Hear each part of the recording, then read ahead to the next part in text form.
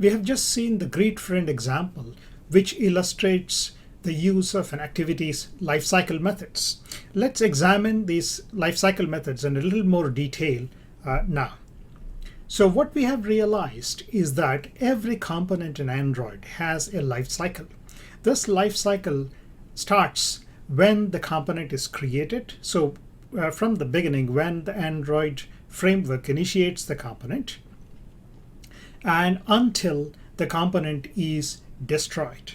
So in between these two points, your component goes through its lifecycle evolution.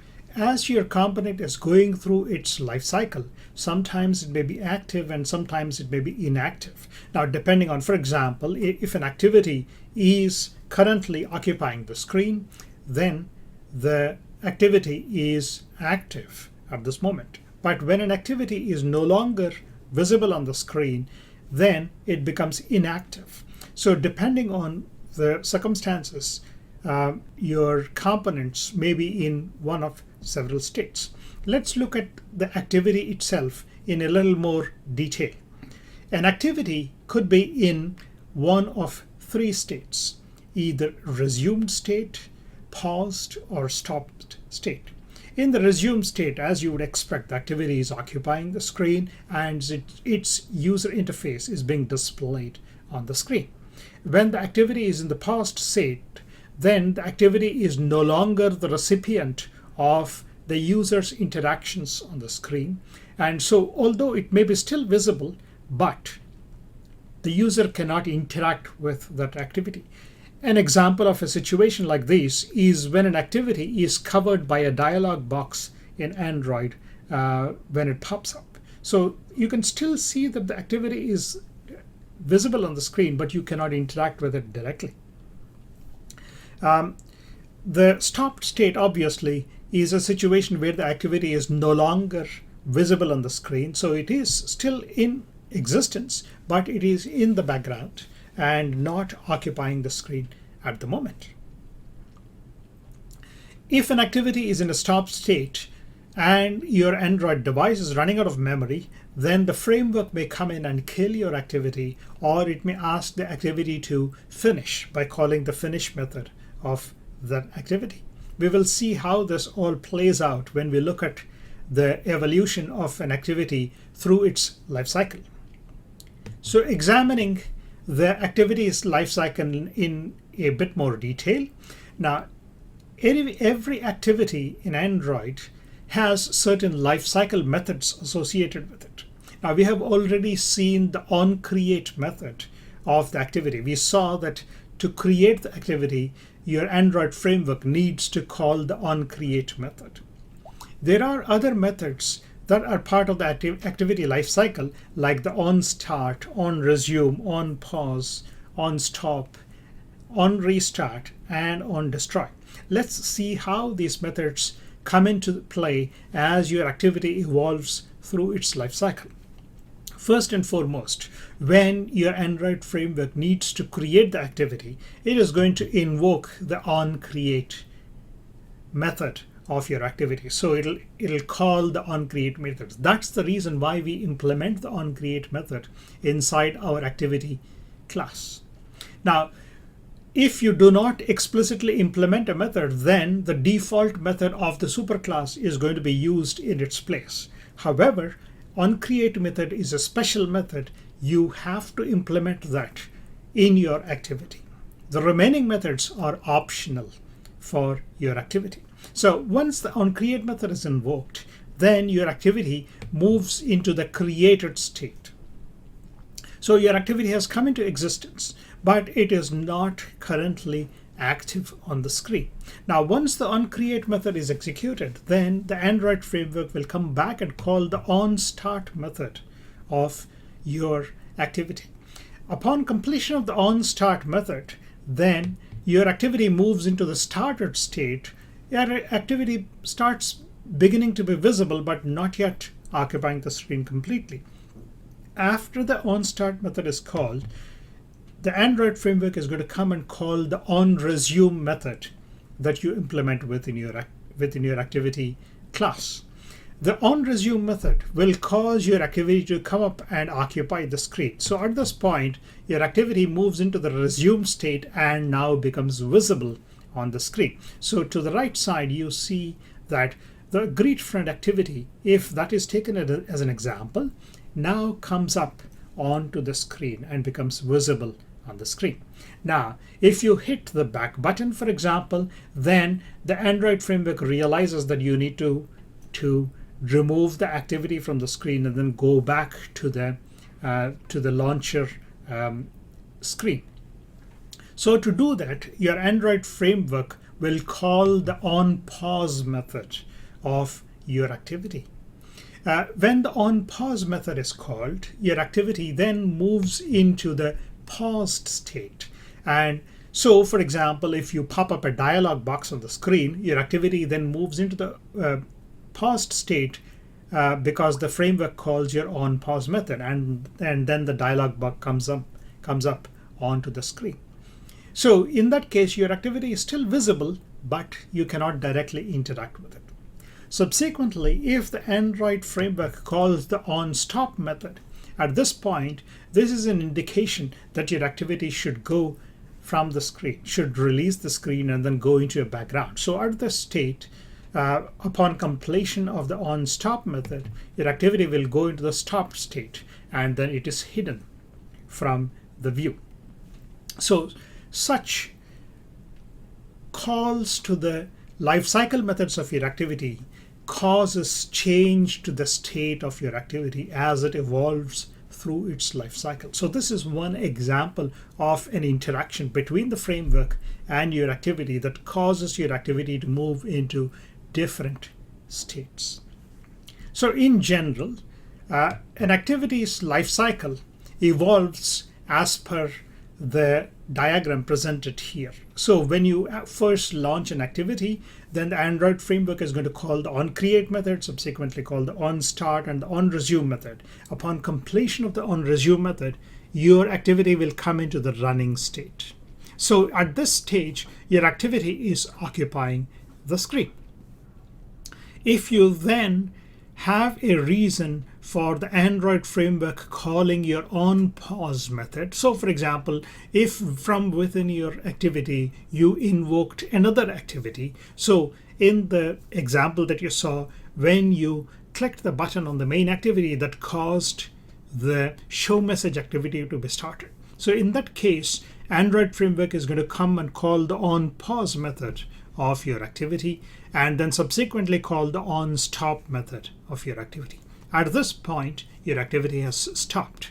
Now, if your activity is in the onStop method and then say you return to the activity either by clicking a back button or by reselecting that activity to come up on the screen, then the Android framework will call the onRestart method and then return and call the onStart method and onResume method, and then your activity will come back to the running state. So from the show message activity, if you hit the back button and then come back to the main activity, this is the sequence that is going to take place.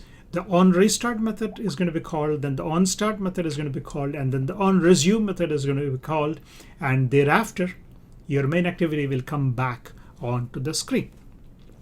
Suppose you hit the back button at this point, then you are exiting from the main activity and you're exiting from the application also. At this point, then your onDestroy, the onPause and onStop are going to be called in the sequence, then the onDestroy method is going to be called.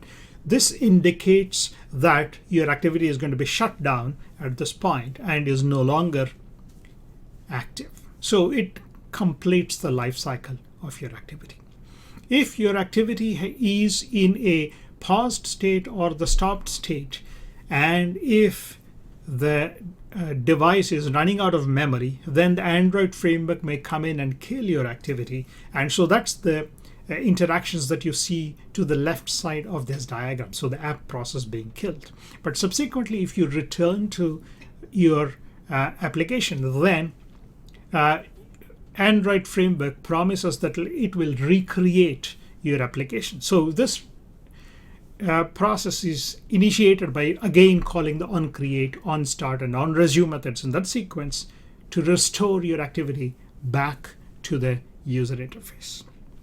Now, let's ask ourselves, under what circumstances is your activity active? So between the call to the onCreate and the call completion of the onDestroy is your entire lifetime of your activity. Once the onDestroy method is called and it completes execution, your activity is no longer valid. So this is what I refer to as the entire lifetime of your activity.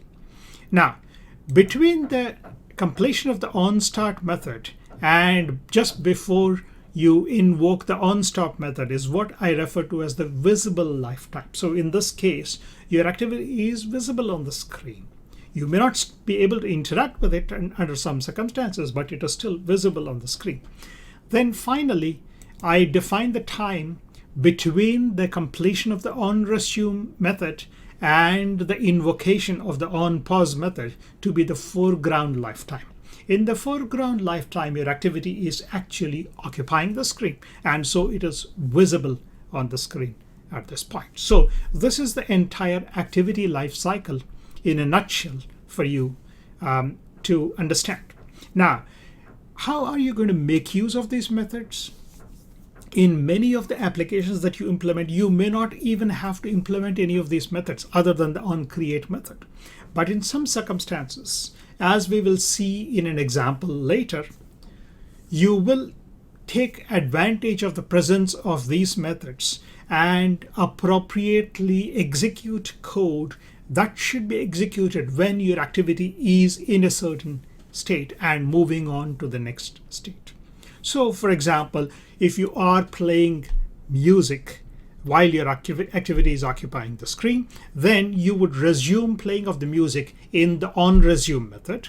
But when your activity is no longer on the screen, and if you want to pause the music, you will call you will pause the music in the onPause method of your activity. We will actually see this being used in one of the examples later on in this course. So this completes a quick discussion about the activity life cycle. Let's now ask ourselves, if one activity invokes a second activity, then what really happens? What is the order in which these methods are going to be called?